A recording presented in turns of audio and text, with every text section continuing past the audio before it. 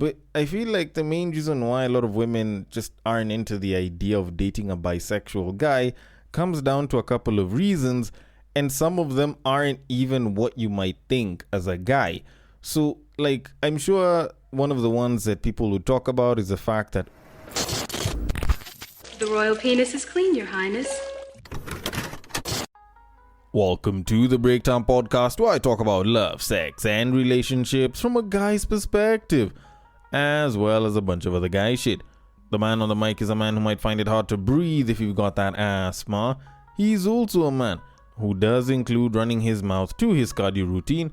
It is none other than your tall, dark, and mildly handsome man, Sir Denver B. And I am here because I need to clear the air on some things, and for the first time, I'm defending both genders. Yep, that's exactly what I'm gonna be doing on this episode. I will be defending both genders, but unfortunately one of the genders is still going to take a couple of hits. What am I talking about? I do intend on getting to that in a bit, because I have got a case of a woman that is attacking other women and I need to stand up for those women. And I've got another case where there is a woman who seems to be trying to explain the reasoning behind something that some women do, and I need to refute that explanation because I think it sounds like a large pile of shit. And with the great power that I have, I do believe that I have the great responsibility of at least trying to set the record straight, because some of the stuff that is being said online is just absolute garbage. But you can't know for sure if it is garbage or not up until you get to that point, of which that is the main topic. And once you figure out whether it's garbage or not, whether you agree with it, whether you don't, you can always hit me up in the DMs, because the social media is there and the DMs are always open. So should you like it, should you dislike it, should you agree, should you disagree, should you have a different form of feedback, or should you want to suggest a potential topic and or guest for the podcast, then the DMs are always open. My social media is usually in the links in the description. And should you feel like that's too much work, you can obviously listen all the way till the end of the episode, where I usually mention the social media there. But all in all, I do thank you so much for listening, and I hope you listen all the way till the end of the episode. Now, with that said, I do need to get into what it is that I plan to discuss this time. Although before I do that, just a quick reminder from episode 705, it'll be shorter for about 3 weeks. So that's, about 6 episodes of short, under 20-minute episodes, where I basically choose one topic and I get to talk about it. It's less editing, no instrumentals. And it's usually the proof that I use to say that I'm on break and I had this content that was planned for you. So if there's anything that you would want me to discuss, this is your chance to send it in, and I might just talk about it on any of those episodes when I am on break. And so with that said, I need to move things on back to the present, and I want to start by talking about a lady that I handled not too long ago who goes by the name of Oloni. Now, for those of y'all that might not know too much about Oloni wrote a book called The Big O. She's a bit of an influencer online. I guess she has a podcast as well. And I've refuted a lot of the stuff that I hear her talk about on whatever platforms, whether it's IG, whether it's on another podcast. But, it's stuff that she believes is true, so she's going to continue saying it.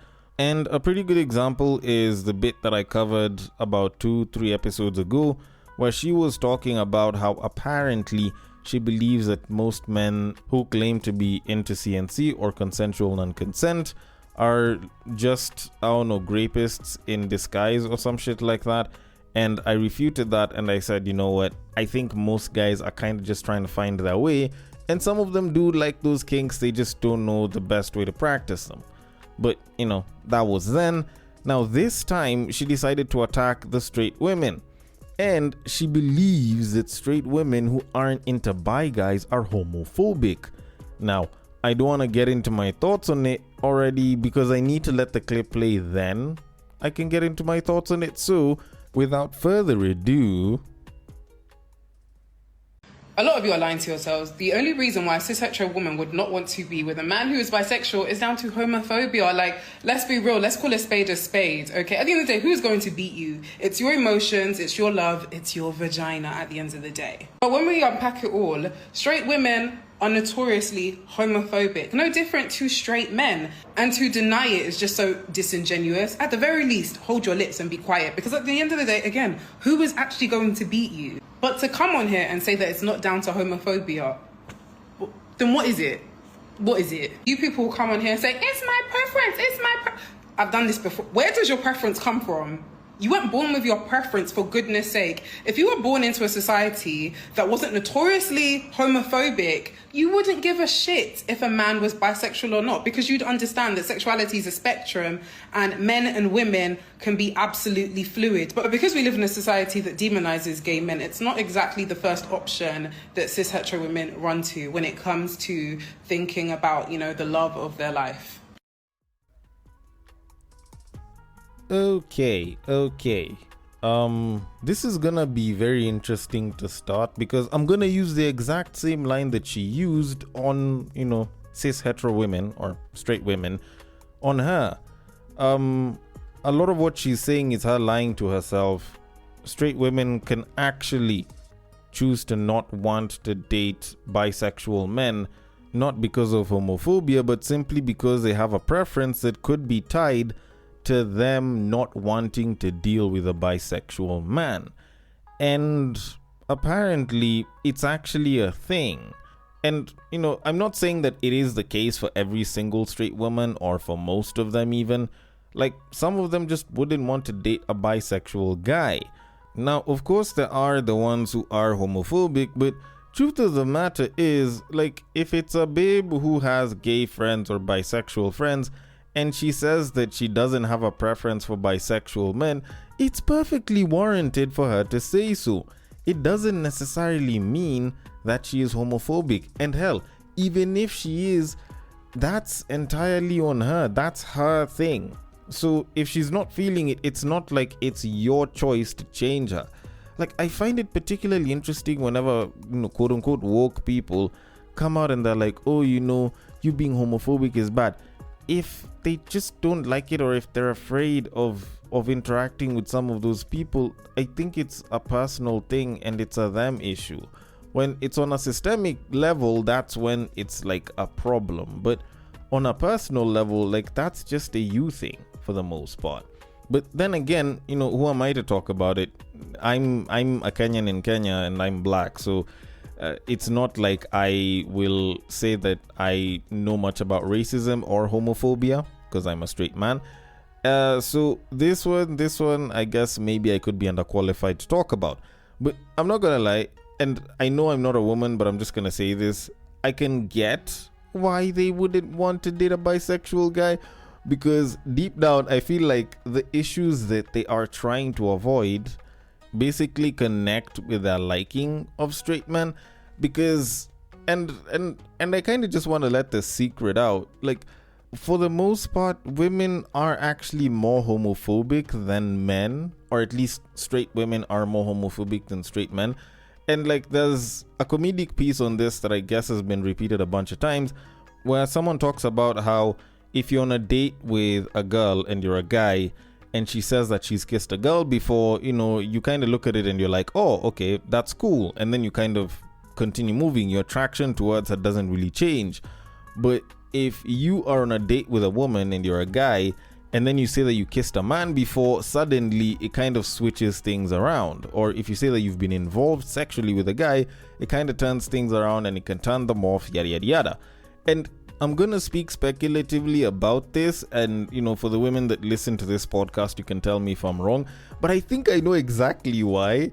And it's one of those ones where it's like, it's not mentioned about as much, but it's the truth.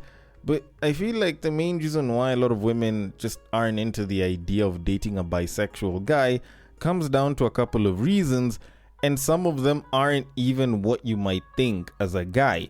So, like, I'm sure one of the ones that people would talk about is the fact that, because guys tend to sleep around a lot, or a bisexual guy might end up screwing a lot of guys, or she might end up losing the guy to another guy, and that might devastate her quite a bit. Like, people can think through that, and that could be the reason. But personally speaking, I feel like the main reason why straight women do not want a bisexual guy is because deep down they don't want to think about who's doing the bending.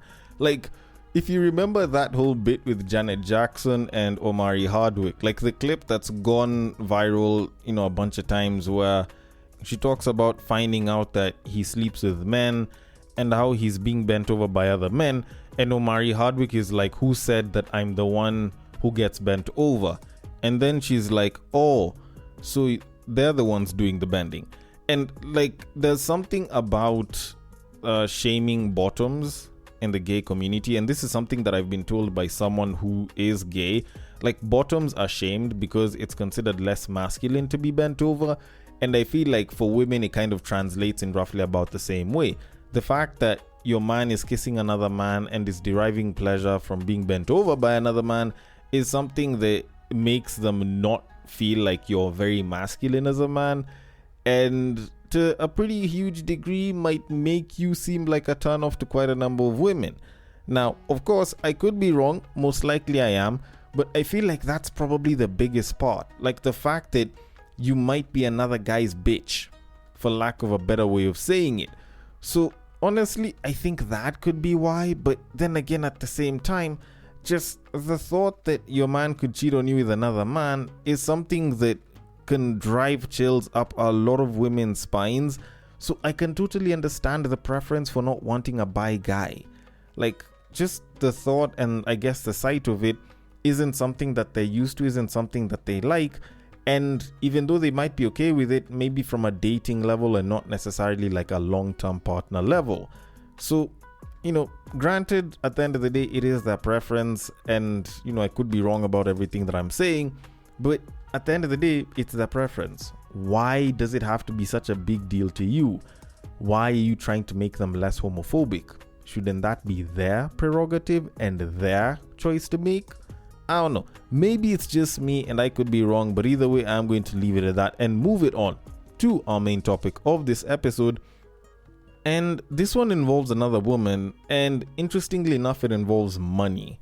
Now, we've had these discussions before where people talk about how, when a babe makes more money, they suddenly start to treat the guy that they're with a little bit differently. And a lot of times, you will hear stories of how the babe started making more money than the guy, and she now started being disrespectful towards the guy. And these are stories that we've heard of before, and we've always complained about how whenever a woman makes a bunch of money, suddenly she feels like she doesn't need a man. But whenever a man makes a bunch of money, he feels like either he needs more women or he feels like he needs to do more for his woman. Now, a lady by the name of Jasmine on IG decided to hop on and talk about that on a podcast, and she shared the clip where she was talking about it on IG, and that's what I want us to break down. So I'm going to let the clip play, then I can get into the comments and then my thoughts on it, so that we can break down whether whatever reasons she gives for, this entire thing is actually true, false, or just a massive stack of bullshit. So, without further ado, people love saying women make money and then stop needing men. No.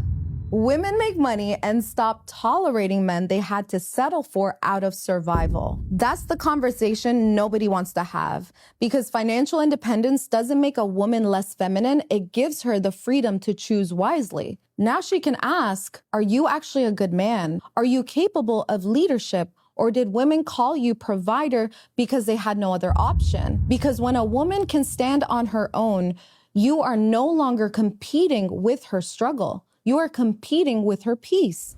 Because now if I choose you, it's not because I have to. It's because out of every option available, I still chose you. And if anything, that should make love more meaningful, not less. Because the most powerful kind of love is not love rooted in necessity. It's rooted in choice.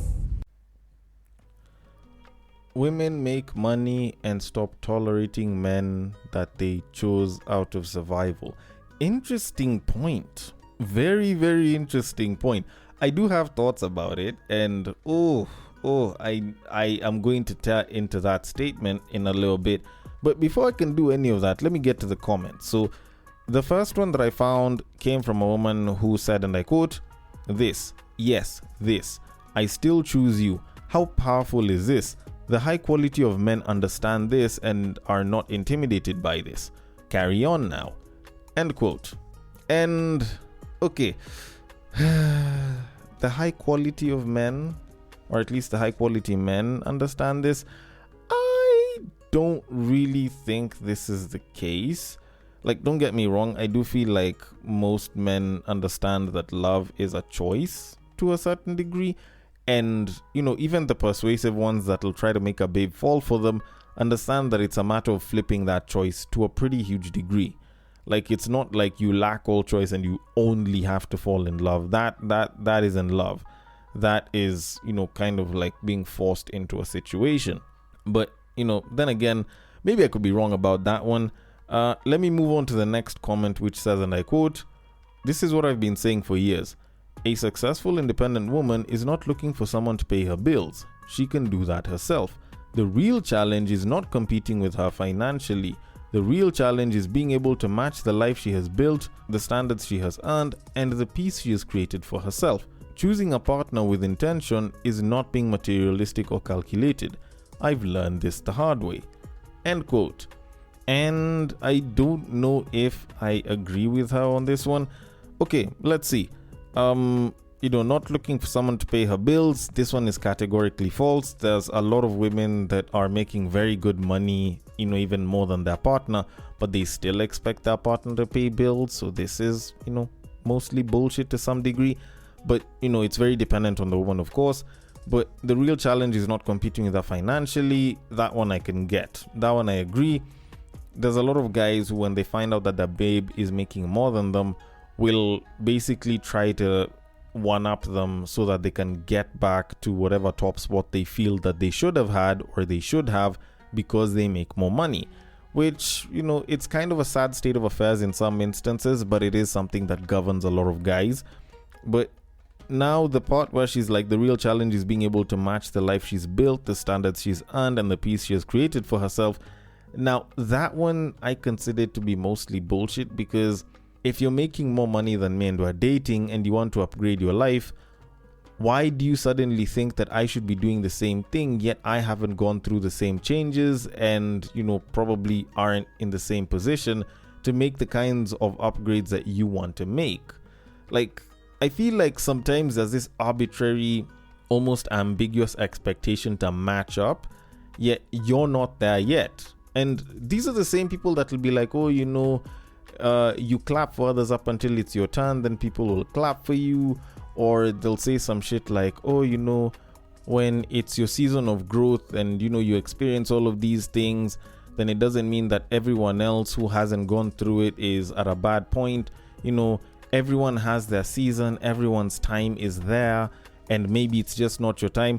And this is the same kind of people that usually come and be like, the problem is that you're not being able to match the life that she's built and the standards she's earned. Like, what the fuck? And I see this happen a lot. I'm not saying that this woman has said the exact same thing, but it is something that I notice a lot of times. Like, you can't expect that the guy will upgrade himself just because the babe has upgraded herself, because she has the means to do that. But anyways, let me not make a massive fuss out of this. So on to the next comment, which says, and I quote, "Men don't want partners, they want an assistant." End quote.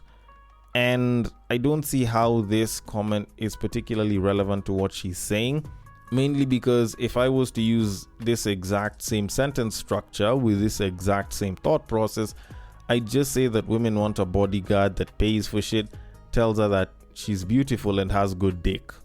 That's quite literally it. But with that said, let me move on to the last comment, which was made by a man who said, and I quote, "Shame it doesn't work that way. Can't make your fairy tale a reality by pushing fantasy." End quote.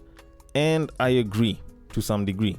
I don't know which part he was talking about when he said, you can't make it a reality by pushing fantasy, but I do agree that it doesn't work that way. You don't always have a situation where it's like, oh, she's chosen her peace and it was a case of survival.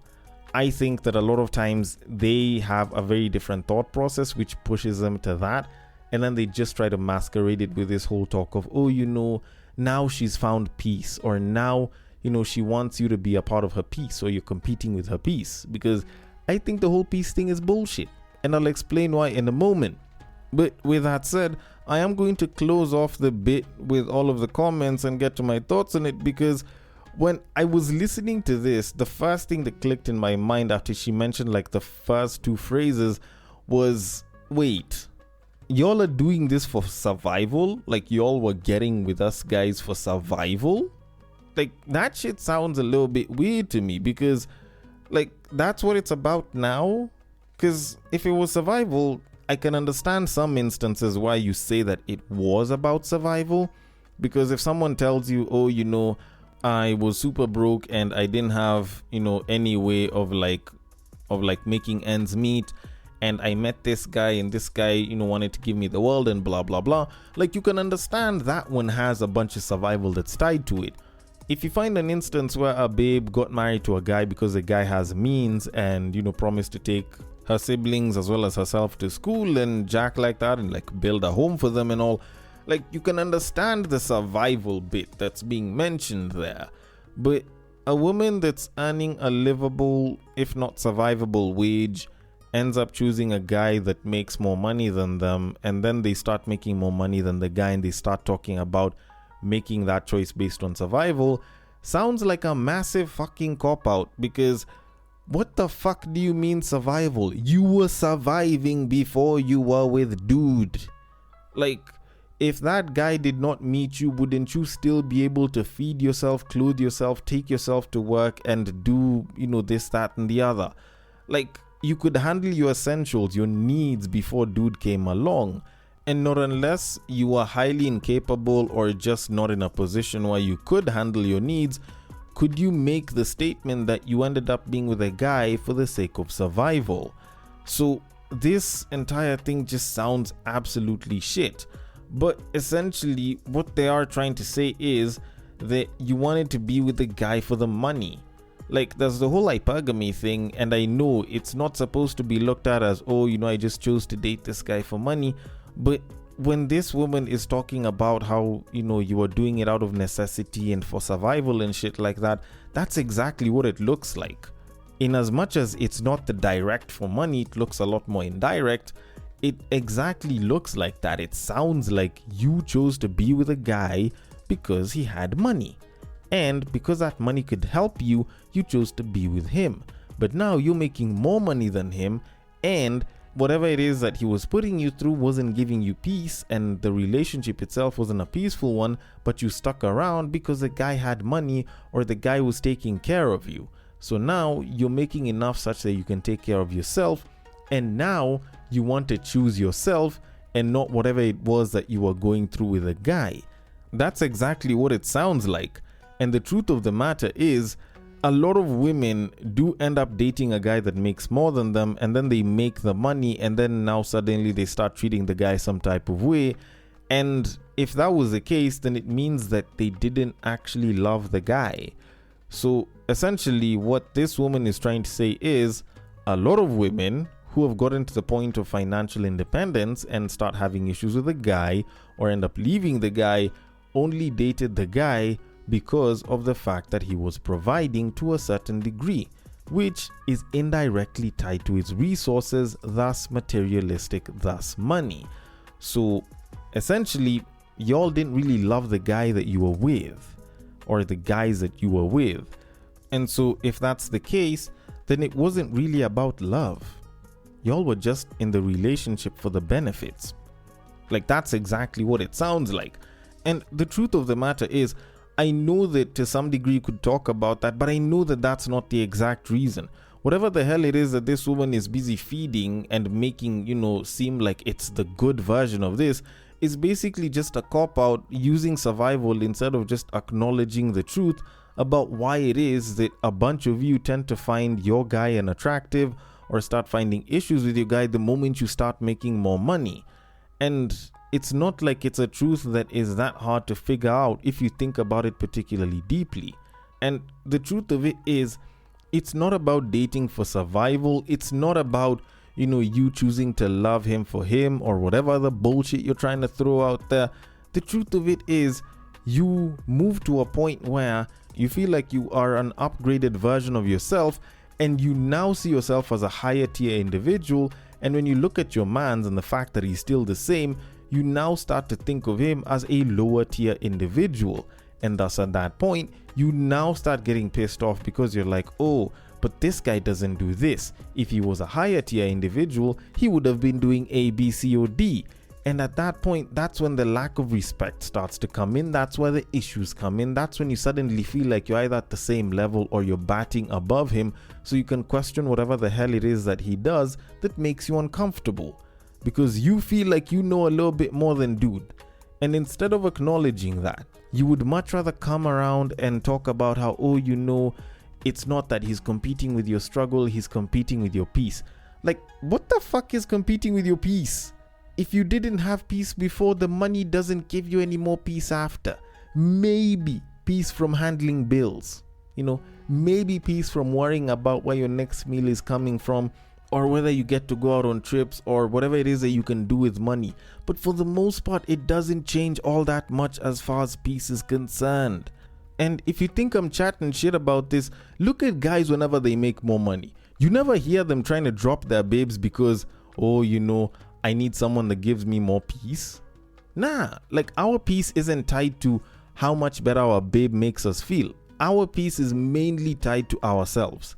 And we will usually take personal responsibility for our own peace because our peace is our own and it is a choice that you have. It is a choice that you choose to have in spite of whatever struggles that you have.